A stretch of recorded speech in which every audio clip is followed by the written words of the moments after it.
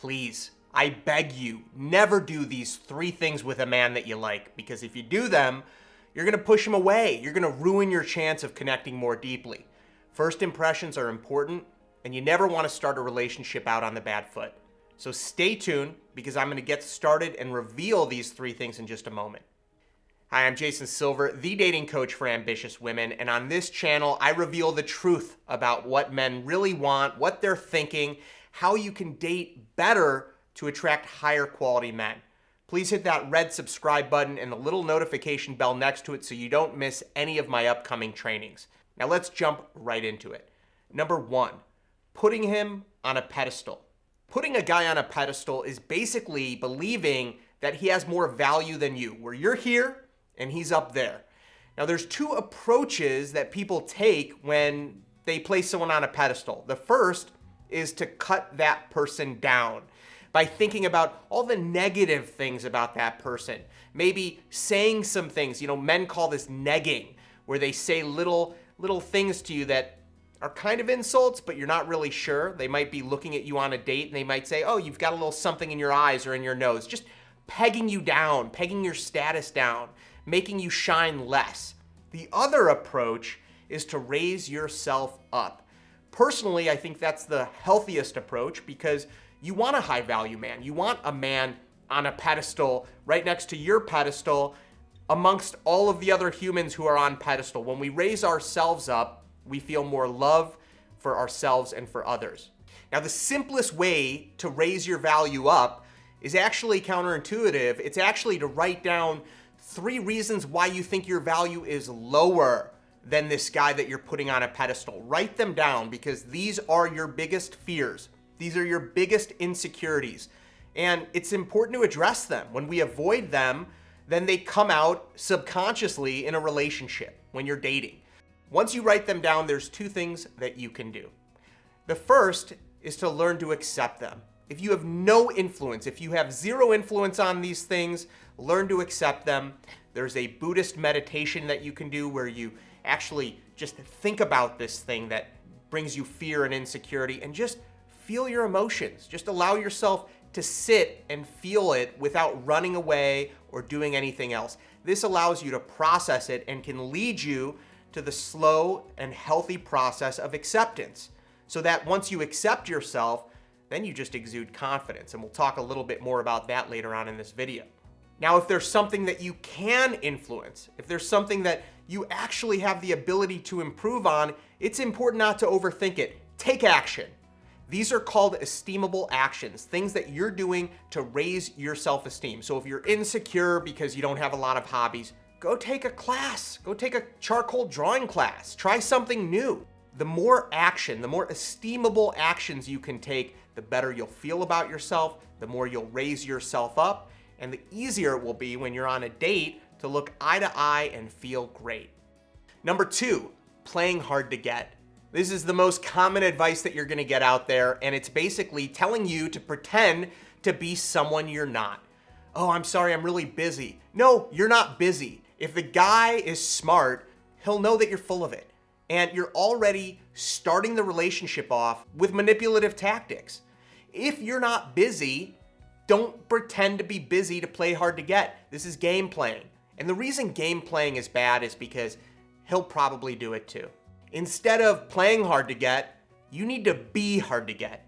You need to have standards. Don't just take the guy at his word.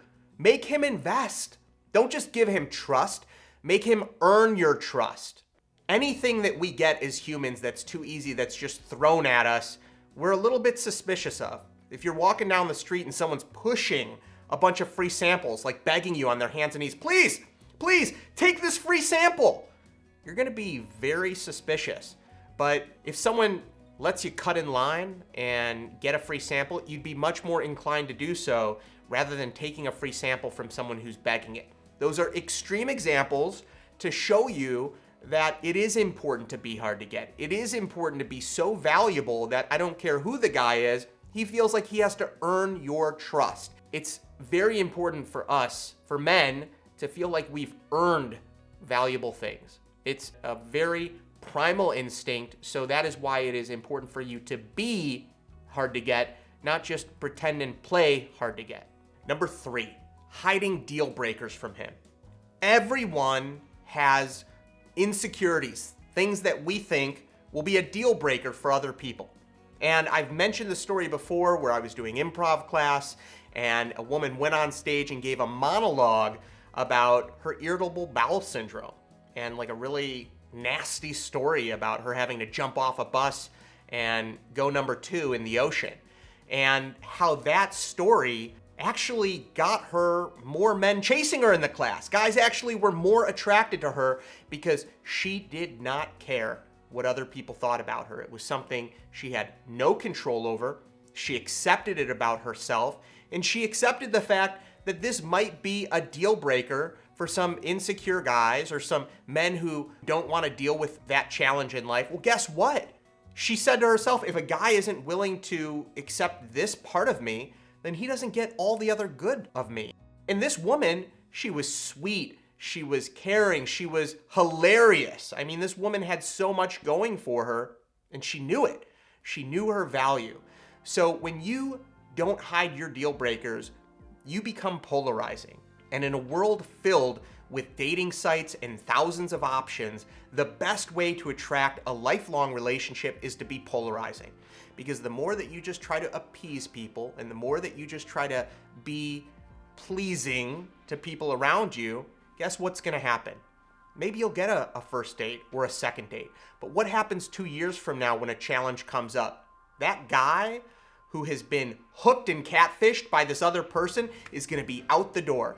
Or you're gonna be stuck trying to pretend that you're someone you're not, and that's excruciating, which is why I encourage you to show the deal breakers, be polarizing, be the who that you are, and attract the right guy who's a good fit for you. Once you start raising up your value and seeing these high value men as just equals, you'll be able to play at a higher level. You don't need to play hard to get because you'll be comfortable in your own skin. You can take those esteemable actions so you're living a life where you're hard to get. You don't need to be anyone else. This is going to ensure that you'll attract the right guy for you. And if you've tried these things before and if you've struggled and if you know that you're someone who works well with support, and if you're looking for experts, true dating and relationship experts, to hold your hand and walk with you on this journey, guide you through these steps, then check out the link after this video. I'd like to introduce you to Unleash the Queen within my VIP coaching program. There's a presentation that tells you more about this new dating strategy, this new approach that can help you in 2021 to meet the right man for you. So check it out. I'll see you over there, and thank you so much for watching. Be well.